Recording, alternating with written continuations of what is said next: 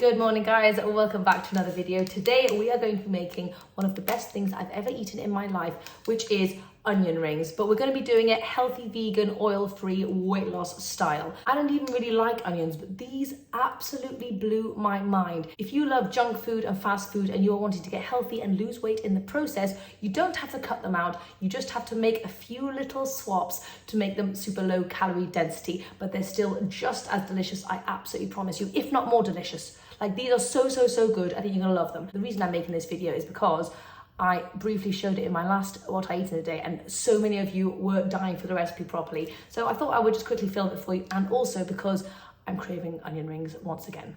And my husband James was like, please go make those onion rings right now. So anyway, this is for me and for James and for you. So let's go and make them healthy vegan style. It's so simple, it's barely even a recipe, but I think it's worth sharing. Okay, so let's get into this. I think I'm actually only gonna need one onion, but I'm gonna have that one in case this is a bad onion. You never know if you're gonna get a bad onion, and it's really sad when you do. So anyway, we're just going to take all the peel off. Here we go. Yes, it's a good onion. Obviously, for onion rings, we're going to need to chop them into little ring shapes. So I'm gonna do kind of like centimeter circles and slice these babies up. Obviously, the bigger and fatter your onion is, the better your rings are going to be. Mine are mediocre, okay? These are not like the best onions in the whole world, but we're going to have to make do. Then we're just going to go ahead and separate all the individual little rings like this. I'm not going to show you how I do the whole thing. Ooh, this one's got like a little skin. What's going on there? I don't quite know. Oh my God, guys, I'm crying over here. I'm crying. Onions do this to me every single time, and I always forget. I need to get those little onion goggles. Oh my gosh.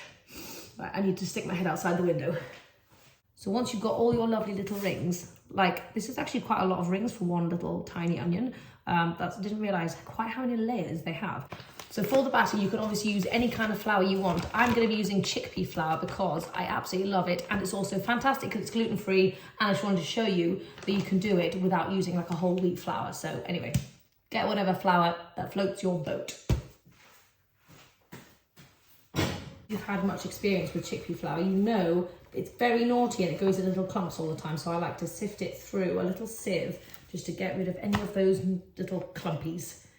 I hate getting a mouthful of chickpea flour clumps. Right, and just make it nice and smooth.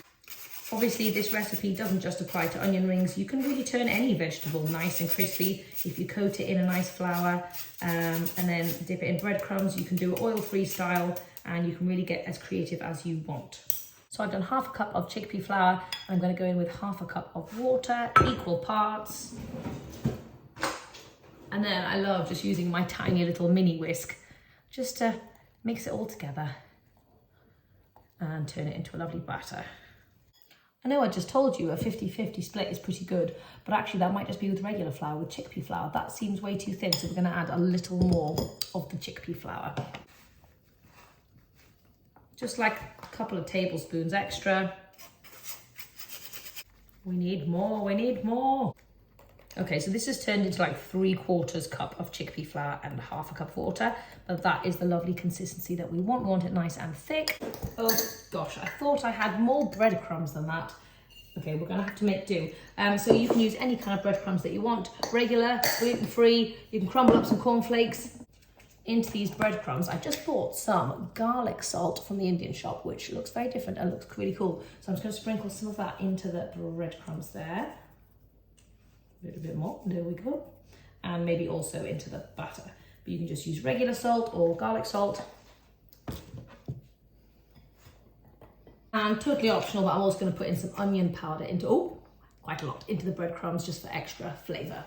I do actually have some extra golden breadcrumbs, so I'm just going to combine these together because I'm worried I'm not going to have enough. Right. So if you don't believe me that these are incredible for weight loss, I have already eaten these like multiple times in the last few weeks, whilst in the process I've lost like 5 pounds. So as long as you pair them with a ton of extra non-starchy veggies, you can have at it. Now I know I haven't got a fancy kitchen set up and a lovely white background that you can see all the things nicely, but you know what? I can still show you very tasty recipes. Right, we're going to do a makeshift kind of assembly line here. So what we're going to do is we're going to start by dropping your onion rings. We don't need that. Let's get that out of it.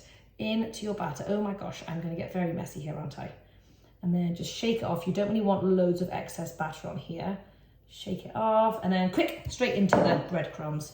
If you wait too long, it'll start to all drip. So you want to make sure you move quickly. Okay, then just onto your baking sheet. And we just want to repeat that with all of the little onion rings. If you want to be a true professional, make sure you have one hand for the soggy mixture and then one hand for the breadcrumbs. Otherwise, it is going to get messy. I mean, it's going to get a bit messy anyway, but that's the nature of onion rings. And just have fun with the messy process. Get your kids or your grandkids involved. Honestly, these have the most incredible crunch factor. You do not need oil for crunch factor. I thought for so long that without oil, everything was just going to be kind of like soggy and just like, ugh, and just bland and stuff. But oil has nothing to do with it. It's just about learning the techniques of how to cook oil-free, and then you're golden. Rami has just woken up and she heard me say onion rings. She doesn't even know what onion rings are, but she's mega excited about it, probably because I'm excited about it. So Rami, do you know what we did? Yeah. We sliced up the onion into little tiny chunks, and then we go boop into the chickpea flour.